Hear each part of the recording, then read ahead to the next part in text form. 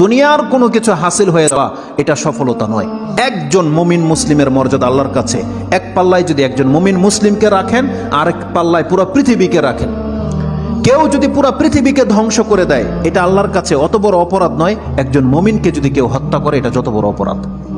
তাহলে একটা মানুষ তাওহীদের উপরে যারা আছে তাদের মান মর্যাদা এত, আল্লাহ বলছেন অতএব তারা যেন দুনিয়ার জন্য নয়, বরং তারা ওই পরকালে জাহান্নাম থেকে মুক্ত হয়ে যাওয়ার সেই রাস্তা যেন তারা অবলম্বন করে। কারণ সেই দিন যাকে জাহান্নাম থেকে শুধু বাঁচানো নয়, দূরে রাখা হবে। ওয়াউদখিলাল জান্নাহ, আর যাকে জান্নাতে প্রবেশ করিয়ে দেওয়া হবে, আল্লাহ বলছেন ফাকাদে ফাজ, এই হলো সফল কাম। কারণ জান্নাত এমন একটা জায়গা, এটা হচ্ছে চির সুখের জায়গা। একবার শুধু কোনো ব্যক্তিকে জান্নাতে ঢুকিয়ে দিলে জীবনের যত পেরেশানি আছে সব দূর হয়ে যাবে, সব দূর হয়ে যাবে। তাহলে পরকালের ব্যাপারটা হচ্ছে এমন। আল্লাহ বলতেছেন সেই দিন যাকে জান্নাতে ঢুকিয়ে দেওয়া হবে, আল্লাহ বলছেন এই ব্যক্তি হচ্ছে সফল কাম। তাহলে এই সফলতা আসবে কিসে?